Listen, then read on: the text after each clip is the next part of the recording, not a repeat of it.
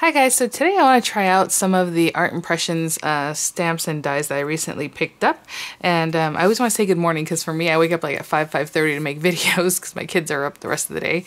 And sometimes they'll give me time in the afternoon, but when I made mini albums or other things, they're like, this one's taking a long time. It's like, yeah, it is, I'm sorry. So I try to do it in the morning, but so good morning. And I try to release my videos in the morning too. But so today, I want to try out the trifolds, and looking at them, you know, this one's really cute. This is a Christmas one. Again, they have a sale right now if you want to use GLMM 2020 for 20% off your purchase. I think it's a one-time use. It is Winter Window MTF 4929 at Art Impressions, or yeah, artimpressions.com. This one is Hello Friend MTF 4759. And this one is Celebrate Spring MTF, it's 4849. So I had told you guys, if you buy their catalog, they give you a $10 off coupon immediately, and they did. As soon as the order went through, I already had the coupon in my email. But I just want to show you real quick, and this is kind of why I got it, so you can kind of have an idea of, you know, what you can do with some of these items, or maybe some inspiration as far, oh, that is so cute, the Happy Camper one. Oh my gosh. And then we sold our RV, but I still am all about that life. So we'll see when we can get an RV again. But here, this is a pink colorway on that one. And then these are some of the little trifolds, and here's that Christmas one. Again, this is the same picture as what's on here. But I just like having this to kind of look through it. Maybe mark off the ones I already have. I saw some of these on scrapbook.com. That scrapbook.com is kind of weird. You guys shop on there? I went on there yesterday and I was like, I don't know. They have like a lot of sales, but they don't have free shipping, or maybe they do every once in a while, or maybe there'll be a code, but it was just weird to work with.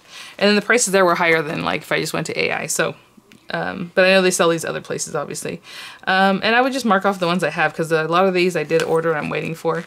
These are like the watercolor ones. So just another little tip.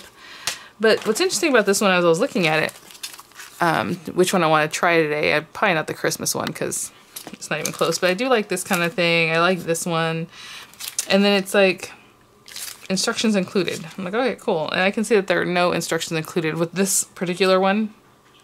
So kind of odd, but I guess you can make up your own numbers of how you want to do this. So basically it makes a card that folds in thirds, and that as you open it up, you see the different things, or little character or scenes going on, should I say. So this is like an Easter one though. So that's what's tough. I kind of want to use this one. Let me see the size of these. It might be the same kind of sizing if I just go with the instructions from this one. So this one does, it tells you there, cut a piece of white cardstock 4.5 by 11 and score card in even thirds. So each section is 3 5/8. Does this one say the same thing? Yeah, this one says the same thing. So you know what? I'm going to do that. I'm going to use this one, and I'm going to do the sizes here, and we'll go from there. So I am going to use probably my stamping paper, not close to my heart, it's the Crafter's Companion, because it's thick. Hold on, sorry. Okay. The paper is right next to me. I grabbed it and it fell out of my hand, so I had to reach and grab more. So this is A4 size paper, and it's super thick, so I'm going to use that.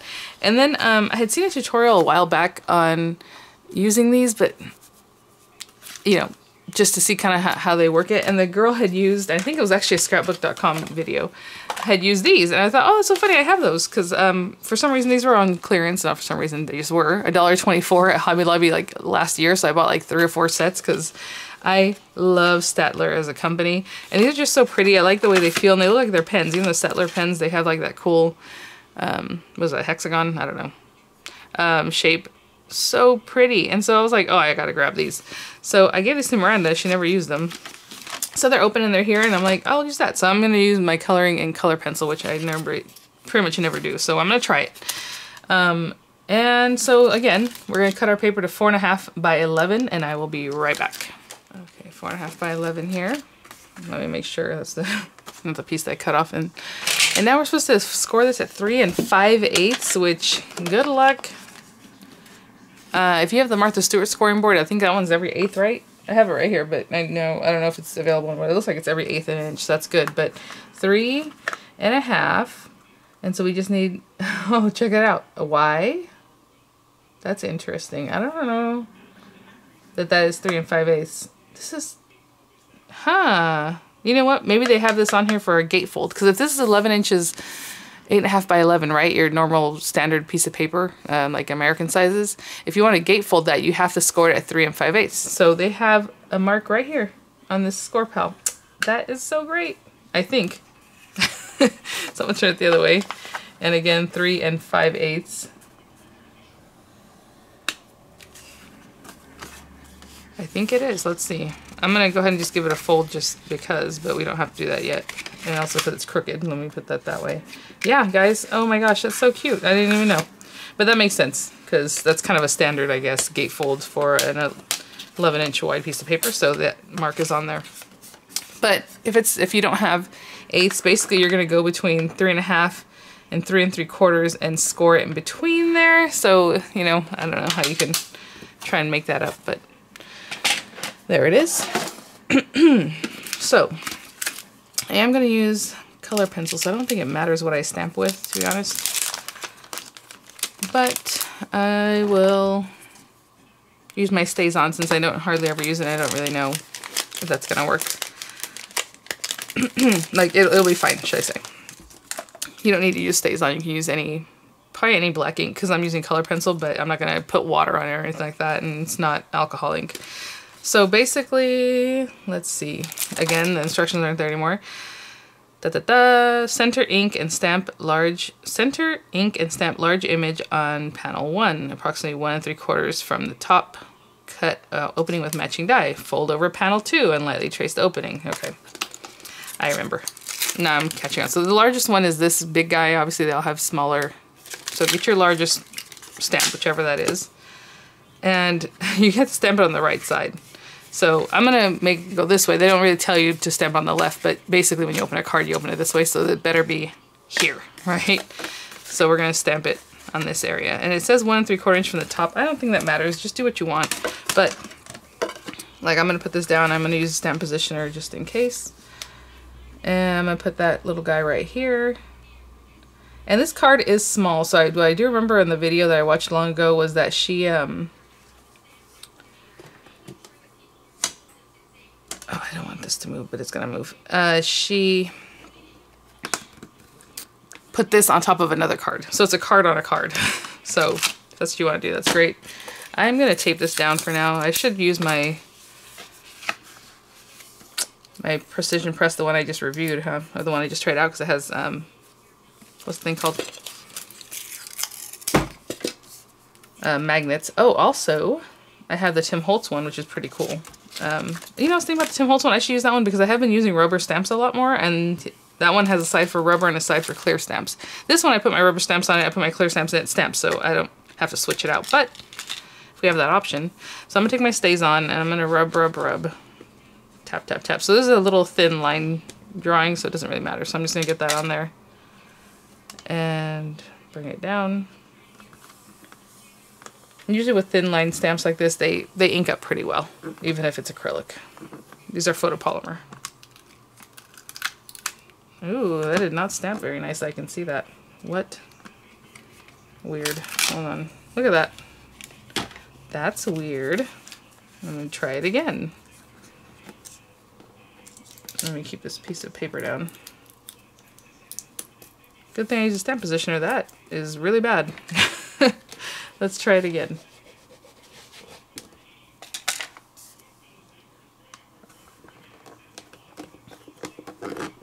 And I was just saying, they usually stamp for, because they do. That is weird. I've never had that happen.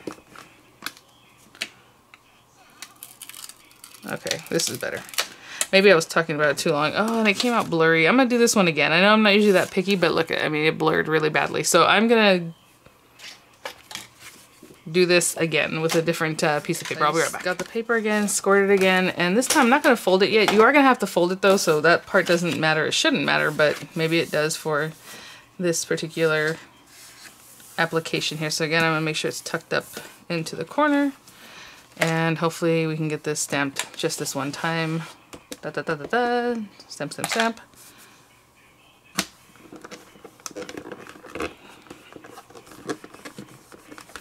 Maybe I don't have to press it too long or so long. Yeah. See, See, I still got not a very good impression over here, but I'm scared now, so I'm just going to leave it, and then I'll just kind of fix it up with a pen, to be honest. Maybe it's the Stays On. I've never really used it that often. So, okay, we have that. I'm going to take this away here. Hey. I used the Stays On recently on my local King stamps, you know, and it's great, but I usually stamp onto that glossy paper, so I don't know if that makes a difference. Also, you need to clean this off, and you can clean it off with alcohol, okay? So I'll clean everything up when we're done. But for right now, you're supposed to take your little dies,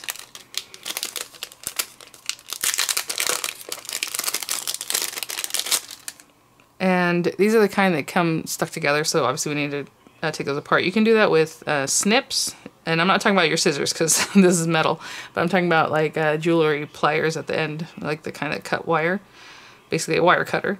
So we have these two tiny little things, do not lose them. And so we're going to take this one and put it right in here, and we're going to run it through whatever machine you have. I'll run it through my marquee. Actually, I'm going to tape it more towards the inside because I know that piece is going to come away anyway. So this does take a little work, guys. Not too bad, though. So I have a marquee here. And since this is a large piece of paper and I don't want it to buckle, I'm going to use the one I've started to use for larger pieces of paper. Let me see if this is...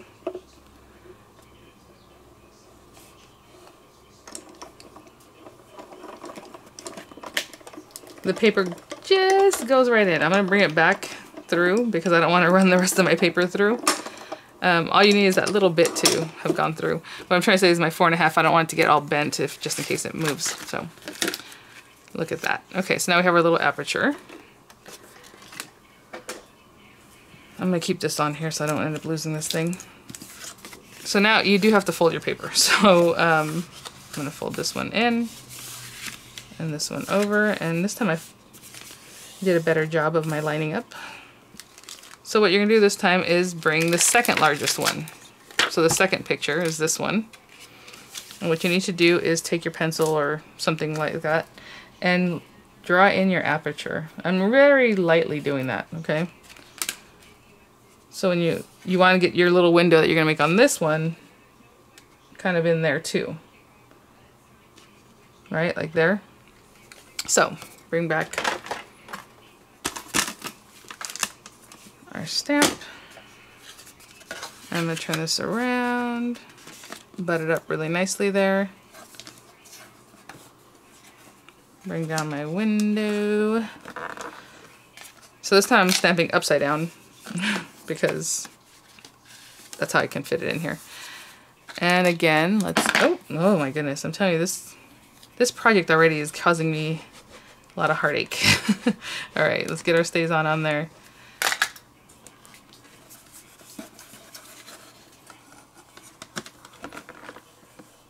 Let's see, maybe I'm just stamping too hard. Maybe I just need to do a little bit lighter. Okay, that one's stamped better. I don't know what was going on with the other one. Okay, so now we're going to take that smaller little die and put that in here. This one's interesting because it doesn't really cover the whole thing. I don't know where to go. I guess right there. It's fine. It doesn't cover that whole area, so I'm bringing it down a little bit lower, like down towards the bottom because these flowers in this opening here. I don't know. So just put it there. And we're going to run this through real quick. And this is the last die cutting that we're doing, so really quick. Just going to line up my paper, so again, I don't squish it too much. And then we're going to do one more stamping before we do our coloring, and that's basically the card. At least the base of the card. And they all work in the same manner. I guess these are mini trifolds. They have larger ones, which I think would be fun to do. Put that to the side. So hopefully you can see. So now you can see these little flowers behind this guy, and the little flowers, and the last thing is that last piece of the scene. I don't remember what it is. Birds? Yeah. So take your pencil again and trace around this guy. Because now, let me remove this. We have to stamp our little birds.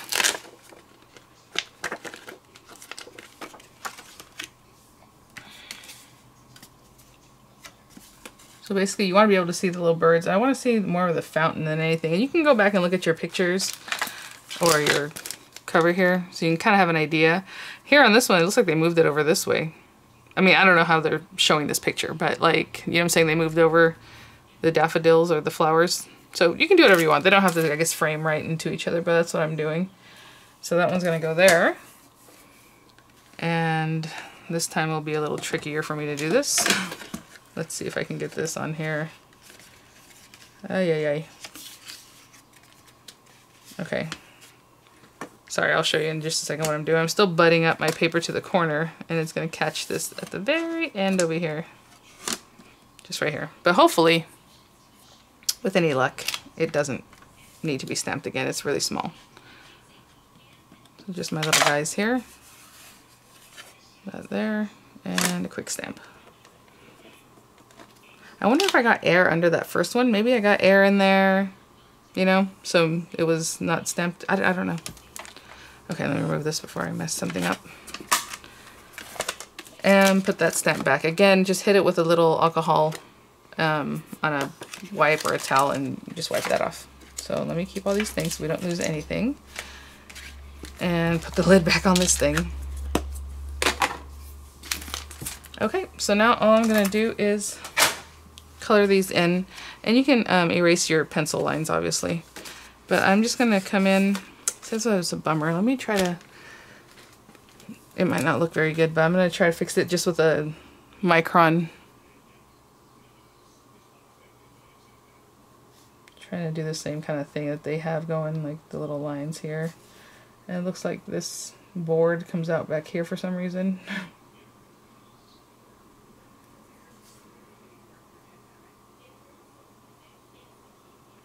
Normally this isn't something you have to do. I'm sorry, I just didn't get that stamping, and I'm not going to invest more time in trying to cut another piece of paper and do it again.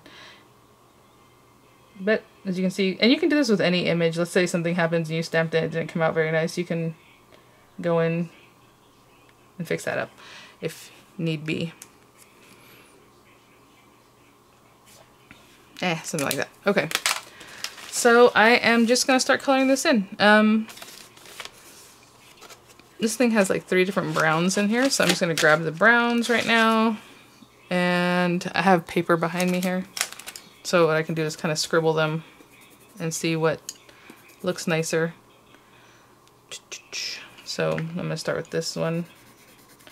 And I'm not going to bore you guys with my coloring because I'm not the best at this, but basically just get your color down. Like I'm using this brown, and then I'm going to come in with the darker brown. So let me keep these 2 in my hand. These are what I want to use. I'm going to come with the darker one and just add a little color, like wherever there's lines, that means the shadow, and then maybe in between them, right? Wherever I think there might be some shadow, I'll just add a little more color. Okay, and I'm going to continue coloring, and I will be back. I'll show you as I'm coloring. This is not super technical, so what I do remember about them saying is like always try to leave some white space, and this is just with like your watercoloring, you know. So I'm just kind of going around what would be these flowers, and then I'm going to go in and do a little darker area in the middle with the same purple, but leaving some white. So hopefully you can see there's some white areas. And that's, you know, no one's going to look at this super close and be like, oh, look at that. At least I hope not. And with the green, I just kind of come in and put down some light green, and then I came in with a darker green and just throw in some color here and there. I'm not doing anything super technical. I mean, you can see I'm just like scribbling. The reason we're using these, also, I guess I should mention, is because if you use a Spectrum Noir or a Copic, you're going to see it on the back, right? So, you know, you kind of want to keep it nice and neat. So I'm coming in with these blue flowers, supposedly, and just kind of following wherever those flowers might be and just giving it a little swirl. And I do have a deeper blue, so maybe I'll come in with a deeper blue. For some reason, this pack only has 1 purple. At least the 1 purple that I can see. I know my daughter messed with them, but they're pretty much in order still. So I'm just going around like this, and then maybe I'll come back in with a little bit of darker in the center of some of these blue flowers, but it's not the biggest deal. Okay, and then we'll finish up the background in just a minute. So that's that first one. Pretty much done, in my opinion. So now through there, you're going to see this second one. And again, I'm just going to come in with my greens, come with the light green. This one I do a little nicer because it's easier to kind of see what you're doing. With the flowers, it's like just a little mess. But I'm gonna come in, color in the green stems and leaves, just kind of all around, and then I'm gonna come in with the darker green and just add some darker green here and there. Nothing technical, it's just laying down color. Okay, and then the flowers, daffodils, I'll do yellow and maybe with a little orangey in there. And I'll be right back. This one's real quick to put together because it's just the green, the white, the yellow, not the white, but like the white background. And I put a little pop of orange. Oh, there's another little green stem right there. I put a little pop of orange in the middle. Okay, so this is kind of what we have right now. So you can see through there. Cute, cute. And now we have our little birds. And before I get to doing more, I wanted to erase my pencil lines. My eraser's pretty much a nub here because I've been using it to help me out with my local king stamps. But and the reason I'm doing that is because this is colored pencil, so you can erase it. So I should have erased these lines earlier, but that's okay. All right. And, you know, you have your little birds, and they're probably going to be, well, they put blue ones. Actually, it would be cute if they were blue. So let's start with the super light blue. And you can put as much or little color as you like. Like, I am leaving some white space again. So I just did that very lightly, and then I'll come in with some darker blue and just kind of maybe do his little wing a little bit. Maybe a little face. You know, they're so small, I mean, there's not a lot too much you can do. And then the little water in here, let's just pretend that that's blue. And I will try to see, I don't have a gray, do I? Is there a gray? There's a white. I'm just going to use black here and just kind of come in very, very lightly with it. I mean, there's not too much to color, like I said, on this one. Very lightly coming in with that black. Maybe I'll darken some of these areas. Right there. And that looks like more blue right here, like bird part, I don't know. Do that, and then some green. And that was it for this little section. Super easy. Super cute. Again, we got our green. I'm just gonna add a little darker green down here at the base. And that is pretty much it, you guys. Really cute, really sweet. I don't know what I want to do as far as... I think I'm going to add some blue back here. Let me see which blue I have. How dark is this? That's a good one. So I'm going to use this one. I don't think they have numbers. Yeah, it's just a lighter blue. And you can kind of come in. I'm going to lay this down. And add a little color in the back. So this is very artistic. Alright. You can probably do the watercoloring even though this is just thick paper. If you wanted to put some blue water-based marker down and just bring that in with your water brush. But I'm just going to add a little bit like this around this top area. Obviously this is kind of blue and this is obviously going to be green, so I'm just going to leave it like that. Or you can bring in your green and just add a little more.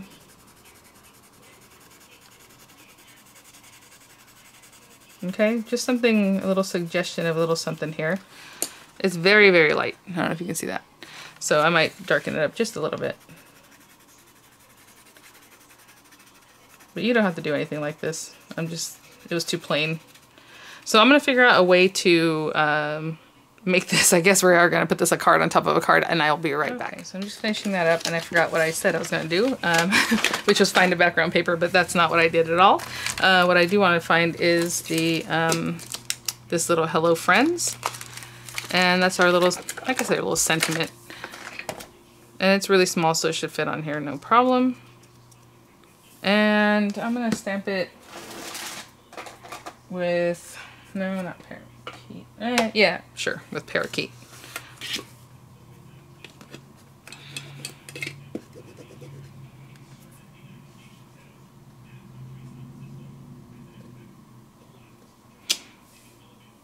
You know, I've been noticing recently all my pads that are like this, like that kind of fabric top, are super juicy. Look how that got so juicy right there. So I think I need to stop rubbing it so much whenever I get in there to get the ink on there. Let me take that off. Yeah, okay. All right. So basically that's it. And it has a little blue and green all over. So this was 4.5 inches tall and I guess 3 5/8 inches wide. So I don't know, 4.5 by 3 5/8, 4.5. I have this extra piece of paper from a project I did the other day. So I think what I'm gonna do is I'm gonna cut this down. I'm gonna do some math and I'll tell you what size this cuts down to. Okay guys, so what we have here is the card. Again, it's 4 and, I already forgot, 4.5 by 3 5/8. So to mat that, I cut a piece at 5 by 4 1/8 because that puts a 1/4 inch all around.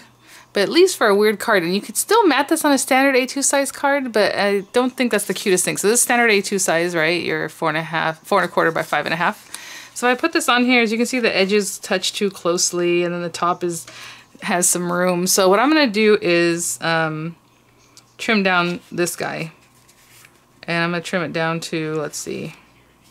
I'm just gonna hold this and eyeball it for now, but we're basically gonna take like a 1/4 inch off that, I think. Yeah, so let's have this at 5 1/4. So I'm just taking that top 1/4 inch off of this card base. So you can still put it in a standard envelope, which is great. It is kind of a weird little size, and I will give you that. I don't know how else you would use this. Otherwise, I mean, it's still a cute little card like this. I mean, you can just, you know, put a little sentiment on there or something down here, wherever, do a little stamping. It is very plain though, with just all the white everywhere, but you know, really cute. I don't know if I'll be buying any more of them. I purchased the ones that I thought were super cute, and I'll probably leave it that way. But still a cute thing. And this is just paper from that Country Road stack I've been using so often from Hobby Lobby. Oh gosh, I feel like this is gonna be crooked. Okay. I probably could have taken another 1/8 of an inch off of this thing, but I did not. And again, if you're not good at matting, use a wet glue to help you kind of move it around until it's in the right spot. This needs a lot of glue because we don't want that to move. And I'm gonna eyeball this.